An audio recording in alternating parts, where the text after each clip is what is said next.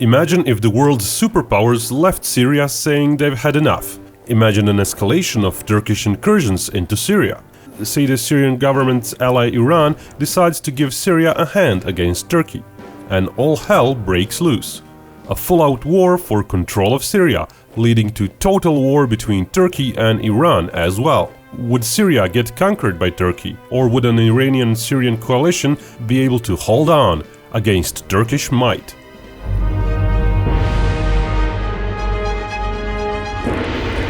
Currently, Turkish forces are pretty much roaming free in northern Syria, busy creating a buffer zone between the war-torn areas and Turkey itself. The clashes between Syrian and Turkish forces have been limited. Of course, in this fantasy scenario, both the US and Russia give up on Syria and don't mind Iranian help. Without the Iranian military, Syria could not do much against Turkey. The Syrian army has been ravaged by a decade-long war, though Russia has been helping rebuild their forces for the last 5 years. The list shown does not include militia or Russian-supported units. Russia supplied hundreds of combat vehicles, countless other forms of support, sent various instructors and even full units to integrate with Syrian ones and teach them to fight. That being said, Syria still can't push against Turkey alone, which has the second biggest standing army in Europe after Russia.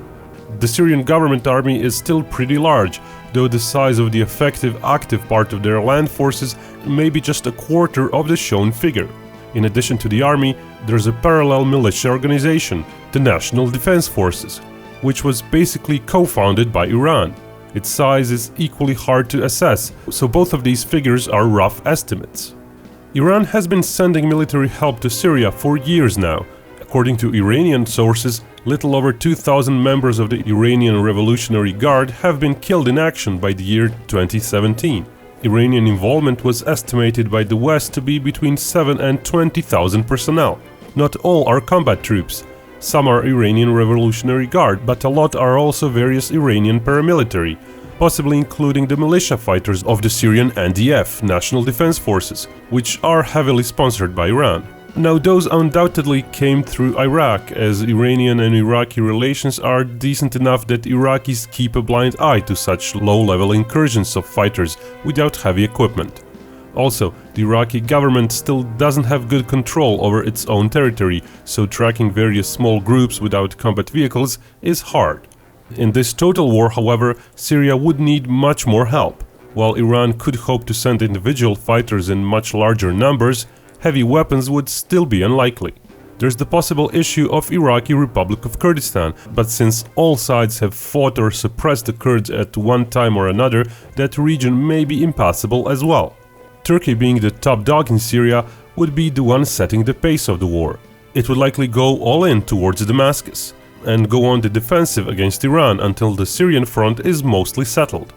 Iran, on the other hand, would try to bolster its militia numbers in Syria proper, through Iraq.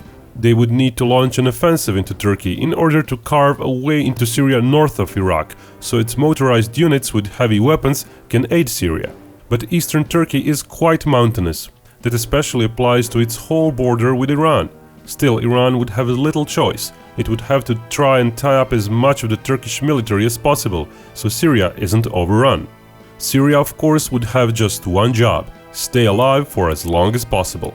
Turkey would need perhaps just a few days to start amassing more and more units in Syria. Air forces would use that time to attack Syrian air defenses. Since the majority of Turkish Air Force assets are already based at such locations that they could easily reach into Syria, going after Syria first would be logical. But Turkey wouldn't have but a few days before they would have to reorient most of their fighters to protect themselves from ever-increasing Iranian Air Force strikes. Luckily for Turkey, a few days might be enough to more or less neutralize the Syrian air threat. Syrian air forces are in a rather sorry state. The figures shown are rough estimates, and in all likelihood there's enough maintenance and support for perhaps only a third of those numbers to be ready for missions on any given day.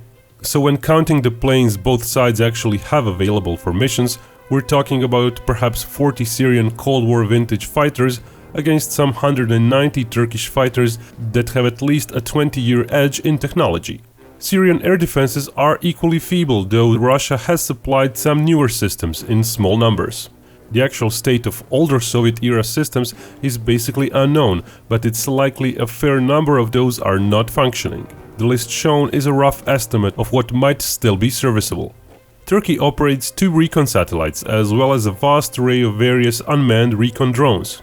They would all help locate the Syrian planes and SAM sites. Besides bomb strikes, Turkish ballistic and cruise missiles would also make it easier to deal with Syrian air defenses. Their reach is enough to cover most of Syria, especially the ballistic missiles might be useful here due to their short reaction and quick travel times. Hunting down all of Syria's SAM systems would likely take far more time than Turkey would have though. A pivot towards Iran would tie up a big part of Turkish Air Force and missile assets. The Iranian Air Force is not as potent as the Turkish one, but it does have many planes. And since Turkey is fairly lacking in air defenses, most of the interceptions would have to be done by Turkish air forces. The Turkish S-400 batteries are brand new, and the crews might not be fully trained on them. Even though potent, just 2 batteries can't provide enough missiles in a wide area. Low-flying Iranian planes will likely still go through Turkish defenses on a regular basis, and suffer heavy casualties when dealing with Turkish F-16s. Still, the Iranian Air Force, with its ample numbers, should be able to nibble away at Turkish fighter jet numbers, perhaps more by neutralizing some of them on the ground than downing them from the skies. Iran's own standoff missile arsenal is considerable and of decent range, so it would contribute to partially paralyzing the Turkish Air Force. Over the years, the precision of Iranian missiles has been improving, so it's not a force to be dismissed.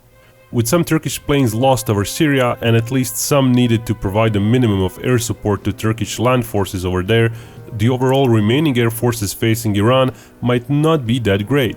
And when one looks at Iranians' own air defenses, which are quite varied and even a bit more advanced than Turkey's on average, it's clear Turkish air forces would likely be relegated to a mostly defensive role there. There's actually a whole load of air defenses in Iran, when one also counts older Cold War era technology. Iranian ground attack planes, however, aren't that capable, as they are all of old vintage, and some are dual role, so if used for strikes, they won't be available for fighter roles. As both Turkey and Iran mass their forces near the borders, there might be some naval action as well, but it's likely to be one-sided. The Iranian Navy is very much a coastal navy, and there is no direct way to get to the Mediterranean unless Egypt meddles in the conflict. Syria's own navy is basically not a grave threat. They have a dozen HESA-class missile attack boats with hopelessly outdated anti-ship missiles, which were no threat to the Israelis back in 1973.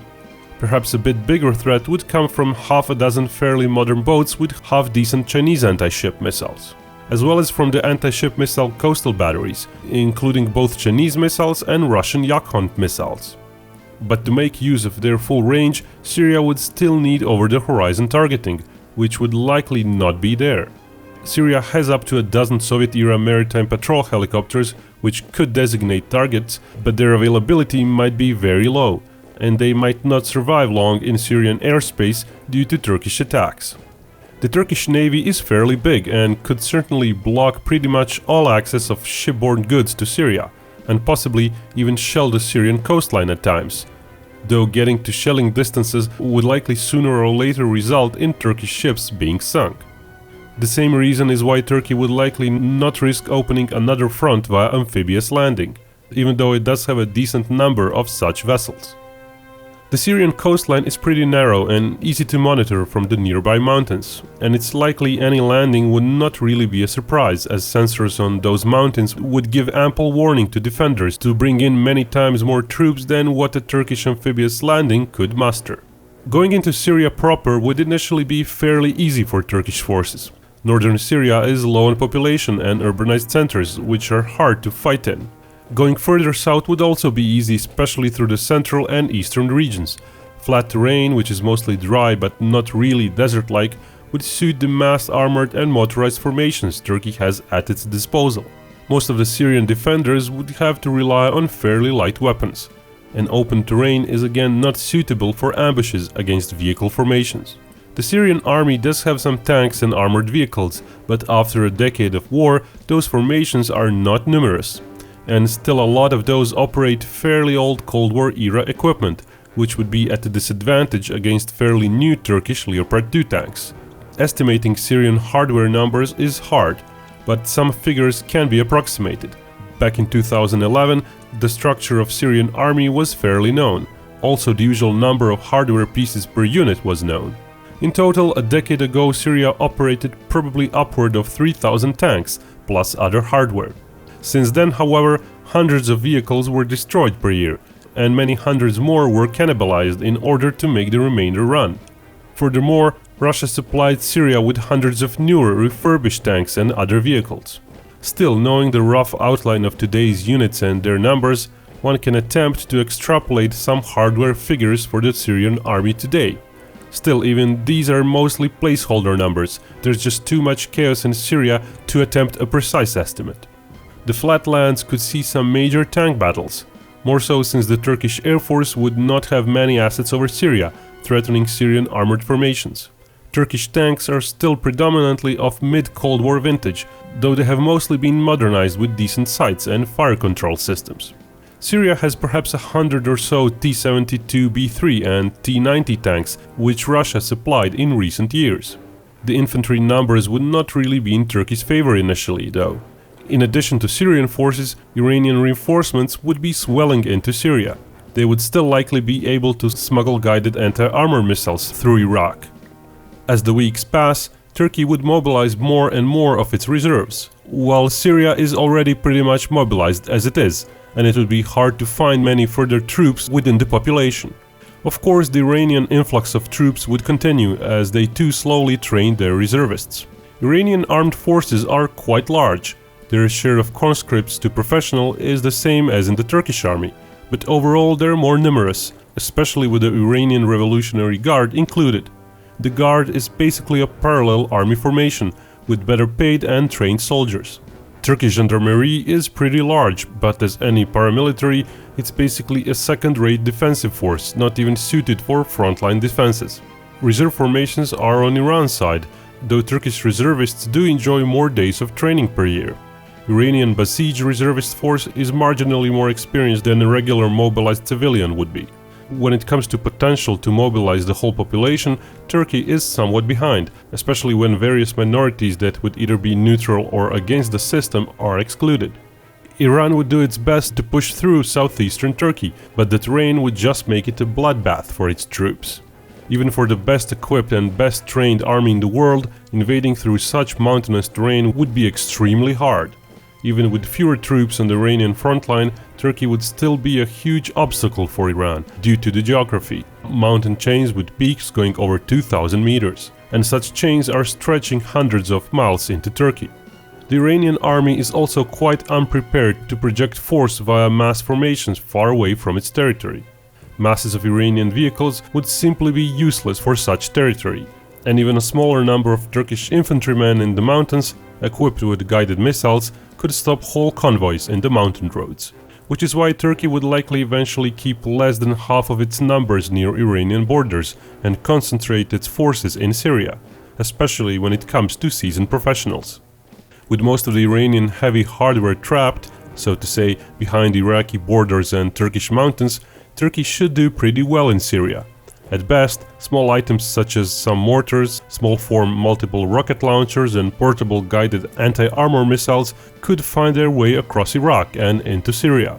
It's evident politics, as in any war, would be key, but it's impossible to hold a truly neutral position, even in such a fantastical scenario like this one. Closing Iraq completely to Iran is not realistic, as that route is evidently being used in the real world to aid Syria.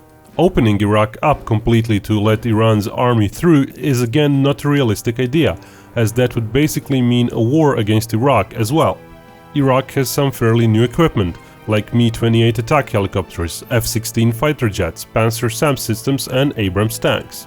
Of course, a bunch of its militias may actually be supporting Iran in a possible war, as Iranian influence has been growing in Iraq ever since Saddam was toppled in 2003.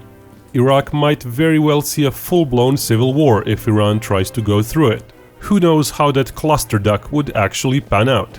Trying to send troops 300 miles through a war-torn country might not benefit Iran much at all. In Syria, Turkish firepower would slowly mean the defenders would get cut off into small pockets of resistance. Turkey would likely try to go straight towards Jordan first, through the sparsely populated regions, to cut off those Iranian reinforcements from coming in. Turkey has some attack helicopters to also count on, and their artillery edge is pretty significant. Ample drone recon assets would also help Turkish artillery to maximize their effectiveness. As Turkish forces reach closer to urban centers, the opposing side's infantry would fare better, fighting off Turkish vehicles from the urban rubble. Turkish casualties would likely start steeply going up, outnumbering Syrian and Iranian casualties. Then again, if Iran tries to cross those mountains in Turkey, it too might see its casualties skyrocket. But it's unlikely Iran would indeed go that route. There is not much to gain on that front for Iran, as for every conquered mountain, there would be another one waiting after it. Pushing into Syria, however, would make sense both for Turkey and Iran via covert means. Turkey going all in after Iran, sending mass formations towards Tehran, could also only end in disaster for Turkey. Iranian more numerous military, the similarly hilly if not quite as mountainous terrain would be too much of an obstacle. Being drained on the Syrian front wouldn't help either. At best, if Iran focuses too much on Syria and disregards its border with Turkey, Turkey could hope to capture and hold the northwestern edge of Iran. When it comes to Syria, in all likelihood, in case of just a partially passable Iraq, Turkey would eventually succeed at taking most of it. Perhaps only the coastal region and Damascus might stay alive after a year of fighting. Then again, if Iran does go openly through Iraq and starts a war, all hell would likely break out, and other Middle East countries would have zero chance of not being dragged into a wider war. Given the Israeli and Arabian animosity towards the Iranian regime, a wider war would likely end up with Iran being counterattacked by everyone, and Turkey would likely get to keep some, but probably not all, of its gains in Syria. Thanks for watching. If you liked my video, subscribe to my channel. If you want to receive notifications from YouTube about new videos released, you have to click that bell button. If you're using a mobile device, you'll get this prompt. And remember, Binkov may talk about hypothetical wars, but only real peace can bring us all together.